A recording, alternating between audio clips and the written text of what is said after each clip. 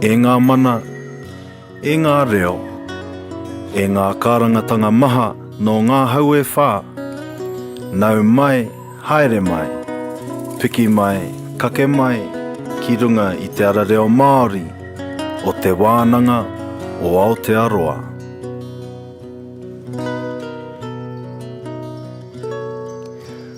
Welcome to Te Ara Reo Māori.